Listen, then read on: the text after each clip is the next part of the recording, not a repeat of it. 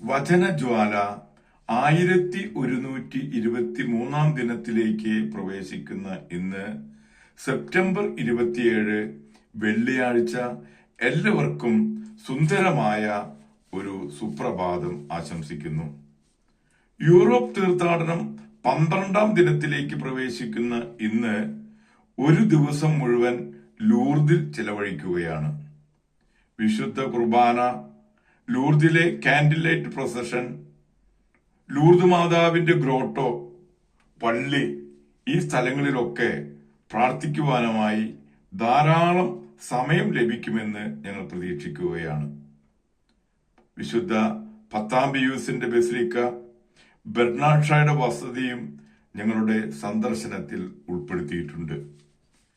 പ്രിയമുള്ളവരെ, ഇന്നത്തെ വചന വായനയിൽ 2 മക്കബായരുടെ പുസ്തകം 9-ാം അധ്യായം 11 മുതൽ 18 വരെയുള്ള തിരുവാക്യങ്ങളാണ് ഇന്ന് നാം ശ്രവിക്കുക. അന്തിയോക്കസിന്റെ മനസ്സിടിഞ്ഞു, ദൈവത്തിന്റെ ശിക്ഷയേറ്റ് സദാ വേദന അനുഭവിച്ചപ്പോൾ അവൻ ഗർവം വെടിഞ്ഞ് വിവേകം വീണ്ടെടുക്കാൻ തുടങ്ങി. സ്വന്തം ദുർഗന്ധം സഹിക്കാൻ വയ്യാതായപ്പോൾ അവൻ പറഞ്ഞു, ദൈവത്തിന് കീഴ്പ്പെടുക തന്നെ. ദൈവത്തിന് തുല്യനെന്ന് മർത്യരാരും കരുതരുത്. കർത്താവിന്റെ കൃപ നിഷേധിക്കപ്പെട്ട ആ മ്ലേച്ഛൻ അവിടത്തോട് പ്രതിജ്ഞ ചെയ്തു, ഇടിച്ചു നിരത്തി ശ്മശാനമാക്കാൻ വെമ്പൽ കൊണ്ട നഗരത്തിന് ഞാൻ സ്വാതന്ത്ര്യം നൽകും. സംസ്കരിക്കപ്പെടാൻ അയോഗ്യരെന്ന് വിധിച്ച് സംഭാവനകളോടുകൂടെ പക്ഷിമൃഗാദികൾക്ക് ഇരയാക്കാൻ നിശ്ചയിച്ചിരുന്ന യഹൂദരെ ഏഥൻസ് പൗരരെ തുല്യരാക്കും. കൊള്ള ചെയ്യപ്പെട്ട ദേവാലയം അതിമനോഹരമായ കാണിക്കകളാൽ അലങ്കരിക്കും. വിശുദ്ധ പാത്രങ്ങൾ അനേക മടങ്ങായി തിരിച്ചേൽപ്പിക്കും. ബലിയർപ്പണത്തിനുള്ള ചെലവുകൾ സ്വന്തം വരുമാനത്തിൽ നിന്ന് വഹിക്കും. ഇതിനു പുറമെ ഞാൻ തന്നെ യഹൂദമതം സ്വീകരിച്ച് മനുഷ്യവാസമുള്ളിടത്തോളം പോയി ദൈവത്തിന്റെ ശക്തി വിളംബരം ചെയ്യും. എന്നാൽ ദൈവം തന്റെ മേൽ ന്യായവിധി നടത്തുന്നതിനാൽ പീഡകൾക്ക് ഒരു ശമനവും ഉണ്ടാകുന്നില്ലെന്ന് കണ്ട് അന്തിയോക്കസ് പ്രത്യാശ പിടിഞ്ഞ് യാചനാരൂപത്തിൽ യഹൂദന്മാർക്ക് ഇങ്ങനെ എഴുതി. ദൈവത്തിന്റെ തിരുവചനമാണ് നാം ശ്രവിച്ചത്.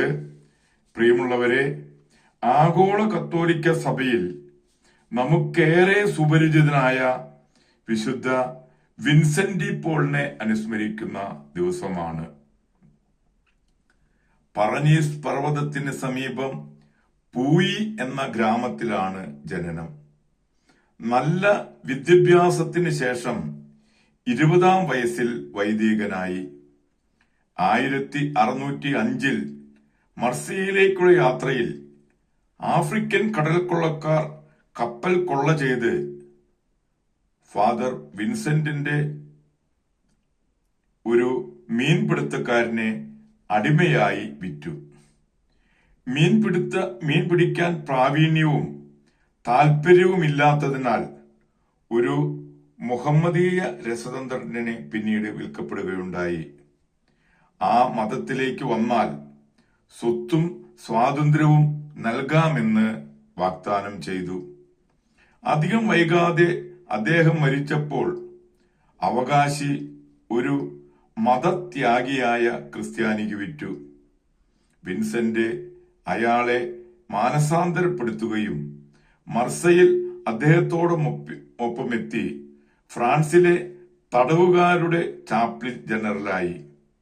നല്ല ഒരു പ്രാസംഗികനും ധ്യാന ഗുരുവുമായിരുന്നു അദ്ദേഹം. വിൻസെൻഷൻകാരുടെ ഒരു സഭ സ്ഥാപിച്ചു. വൃദ്ധരെയും അനാഥരെയും രോഗികളെയും ശുശ്രൂഷിക്കാൻ ഉപവി സന്യാസി സഭ കൂടി സ്ഥാപിക്കുകയുണ്ടായി. 80-ാം വയസ്സിൽ സമാധാനപൂർവം ഈ മനുഷ്യസ്നേഹി അന്തരിച്ചു. 13-ാം ലയോ മാർപ്പാപ്പ വിശുദ്ധ വിൻസെന്റി പോളിനെ എല്ലാ പരസ്നേഹ പ്രവർത്തികളുടെയും ഒരു മധ്യസ്ഥനാക്കി. 1833 ഫെഡറിക് കോസാന സ്ഥാപിച്ച വിൻസെന്റി പോൾ സൊസൈറ്റിയാണ് ഇതിൽ ഏറ്റവും പ്രധാനം. നമ്മൾ ഈ യൂറോപ്പ് തീർത്ഥാടനത്തിന്റെ ഭാഗമായി